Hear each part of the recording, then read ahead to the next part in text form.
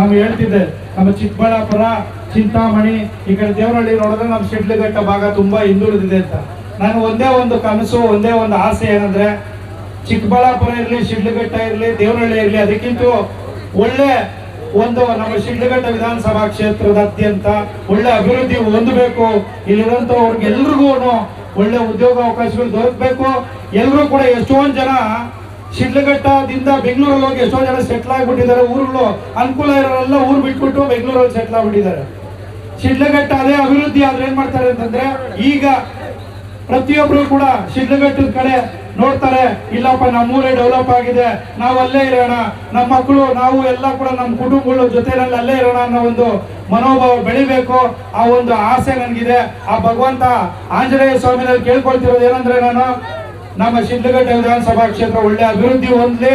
ಬರುವಂತ ದಿನಗಳೆಲ್ಲ ಎಲ್ಲ ಏನು ಈ ಹೆಚ್ಚಿನ ಭಾಗದಲ್ಲಿ ನಮ್ಮ ಶಿಡ್ಲಘಟ್ಟ ವಿಧಾನಸಭಾ ಕ್ಷೇತ್ರದಾದ್ಯಂತ ಹೆಚ್ಚಿನ ಜನ ರೈತಾಪಿ ವರ್ಗನೇ ಇರೋದ್ರಿಂದ ಒಳ್ಳೆ ಸಕಾಲಕ್ಕೆ ಸರಿಯಾಗಿ ಒಳ್ಳೆ ಮಳೆ ಆಗ್ಲಿ, ಒಳ್ಳೆ ಬೆಳೆ ಆಗ್ಲಿ, ಆರ್ಥಿಕವಾಗಿ ರೈತರು ಸದೃಢವಾಗಿದ್ರೆ, ದುಡ್ಡು ಕಾಸಿನ ತೊಂದರೆ ಇಲ್ಲದೆ ಇದ್ರೆ ಆ ಕುಟುಂಬ ನಿರ್ವಹಣೆ ಮಾಡ್ಕೊಳ್ಳಕ್ಕೆ, ಮಕ್ಕಳನ್ನ ಓದಿಸೋದಕ್ಕೆ ಯಾಕಂದ್ರೆ ನಾನೊಂದು ಕುಟುಂಬ, ಬಡ ಕುಟುಂಬದಿಂದ ಬಂದಿದ್ದೀನಿ.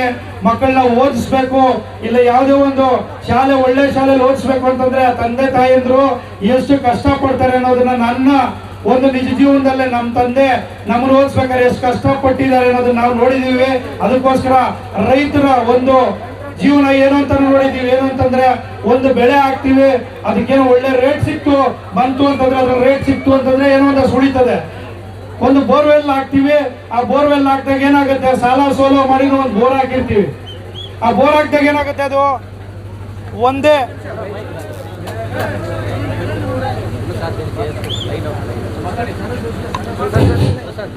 ಒಂದು ಬೋರ್ ಹಾಕ್ಬೇಕು ಅಂತಂದ್ರೆ ಇವತ್ತಿನ ದಿನದಲ್ಲಿ 10 ಲಕ್ಷ ಖರ್ಚಾಗ್ತದೆ. ಗಿರಂಟು ಎಲ್ಲ ತಗೋಬೇಕು ಅಂತಂದ್ರೆ ಸಾಲ ಸೋಲ ಮಾಡಿ ಒಂದು ಬೋರ್ ಹಾಕಿ ಒಂದು ವರ್ಷ ಏನೋ ಒಂದು ಬೆಳೆ, 1 ವರ್ಷ 2 ವರ್ಷದಲ್ಲಿ ಒಂದು ಬೆಳೆ ತೆಗಿಯೋಣ ಅನ್ನೋ ಸೊಳಗಡೆ ಬೋರಲ್ಲಿ ನೀರು ನಿಂತೋಗ್ತವೆ. ಮಳೆ ಕಡಿಮೆ ಆಯ್ತು, ಇಲ್ಲ ಕೆರೆಗಳಲ್ಲಿ ನೀರಿಲ್ಲ ಅಂತಂದ್ರೆ ಬೋರ್ ನಿಂತೋಗ್ತದೆ. ಅವಾಗ ಏನಾಗ್ತಿರ್ತದೆ, ಆ 10 ಲಕ್ಷನ ಒಂದಷ್ಟು ಇಟ್ಕೊಂಡಿರ್ತೀವಿ, ಮಿಕ್ಕಿ ಸಾಲ ಮಾಡ್ಕೊಂಡು ಏನೋ ಒಂದು ಮಕ್ಕಳನ್ನ ಓದಿಸೋದಿಕ್ಕೆ, ಅದಕ್ಕೆ ಇದಕ್ಕೆ ಅಂತ ಎಲ್ಲ ನೋಡಿದಾಗ ಒಂದು ಸಾಲಗಳಿರ್ತದೆ. ಅದಕ್ಕೆ ರೈತರ ಬದುಕು ಏನಾಗಿದೆ ಅಂದ್ರೆ ತುಂಬಾ ಕಷ್ಟಕರವಾಗಿದೆ. ಅದಕ್ಕೆ ಏನಾಗುತ್ತೆ, ಮಕ್ಕಳನ್ನ ಒಳ್ಳೆ ಕಡೆ ಓದಿಸಿ ನಮ್ಮನ್ನ ಚೆನ್ನಾಗಿ ನೋಡ್ಕೊಳ್ಳಿ ಅಂತ ತಂದೆ ತಾಯಂದ್ರು ಎಲ್ಲರೂ ಒಳ್ಳೆ ಕಡೆಗೆ ಓದಿಸಿ ಮಕ್ಕಳನ್ನ ಕೆಲಸಕ್ಕೆ ಸೇರಿಸಬೇಕು ಅಂತ ತೀರ್ಮಾನ ಮಾಡ್ತಾರೆ. ನಮ್ಮಲ್ಲಿ ಏನಾಗಿದೆ ಅಂತಂದ್ರೆ, ಅಷ್ಟು ಮಕ್ಕಳು ಎಲ್ಲೇ ನೋಡಿದ್ವಿ, ನ್ಯೂಸ್ ಪೇಪರ್ಗಳಲ್ಲಿ ನೋಡ್ತಿರ್ತೀವಿ ನಾವು. ಶಿಡ್ಲಘಟ್ಟದಲ್ಲಿ ಆ ಶಾಲೆನಲ್ಲಿ ಫಸ್ಟ್ ರ್ಯಾಂಕು 90%, 95%, 99% ತೆಗ್ದಿರೋಂಥವ್ರಿದ್ದಾರೆ. ಕಷ್ಟಪಟ್ಟು ತಂದೆ ತಾಯಿಗಳು ಓದಿಸಿದ್ದಾರೆ. ನಮ್ಮ ಶಿಡ್ಲಘಟ್ಟ ಅಭಿವೃದ್ಧಿ ಆಗಿಲ್ಲ. ಅಭಿವೃದ್ಧಿ ಇಲ್ಲದಿರೋದ್ರಿಂದ ಏನಾಗಿದೆ, ಇಲ್ಲಿ ತಂದೆ ತಾಯಂದ್ರೆ ಏನು ಅವ್ರ ಆಸೆ ಇಟ್ಕೊಂಡು ಮಕ್ಕಳನ್ನ ಓದಿಸ್ತಾರೆ, ಆ ಮಟ್ಟಕ್ಕೆ ಇಲ್ಲಿ ರೀಚ್ ಆಗಕ್ ಆಗ್ತಾ ಇಲ್ಲ.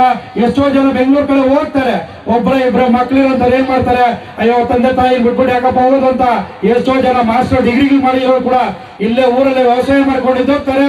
ಮತ್ತೆ ವ್ಯವಸಾಯ ಮಾಡುವಾಗ ಏನಾಗ್ತದೆ, ಹೇಳಿದ್ನಲ್ಲ ಅವಾಗಲೇ, ಒಂದು ಬೋರ್ ಹಾಕ್ಬೇಕಾದ್ರೆ 10 ಲಕ್ಷ ಸಾಲ ಆಗ್ತದೆ. ಮತ್ತೆ ರೈತರಿಗೆ ಕಷ್ಟ ಹೆಂಗಿರುತ್ತೆ ಅಂತಂದ್ರೆ, ಸಾಲದಲ್ಲೇ ಜೀವನ ಪೂರ್ತಿ ಕಳಿಯೋಂಗಾಗ್ಬಿಟ್ಟಿದೆ. ಅದಕ್ಕೆ ಏನಾಗುತ್ತೆ, ನಮ್ಮ ಶಿಡ್ಲಘಟ್ಟ ವಿಧಾನಸಭಾ ಕ್ಷೇತ್ರದಾದ್ಯಂತ ಅಭಿವೃದ್ಧಿ ಹೊಂದಬೇಕು. ಇವತ್ತು ಶ್ರೀರಾಮನವಮಿ ಹಬ್ಬದ ಪ್ರಯುಕ್ತ ತಾವೆಲ್ಲ ಆಂಜನೇಯ ಸ್ವಾಮಿ ಪೂಜೆ ಮಾಡಿದಿರಿ. ಆ ಭಗವಂತ ಒಳ್ಳೇದ್ ಮಾಡ್ಲಿ, ರೈತರಿಗೆ ಸಕಾಲಕ್ಕೆ ಸರಿಯಾಗಿ ಒಳ್ಳೆ ಮಳೆ ಆಗಿ, ಒಳ್ಳೆ ಬೆಳೆ ಆಗಿ, ಆರ್ಥಿಕವಾಗಿ ಹಣಕಾಸಿನ ತೊಂದರೆ ಬರದೆ ಅವ್ರ ಕುಟುಂಬಗಳನ್ನ ಕಾಪಾಡ್ಕೊಂಡೋಗ ಆಗ್ಲಿ.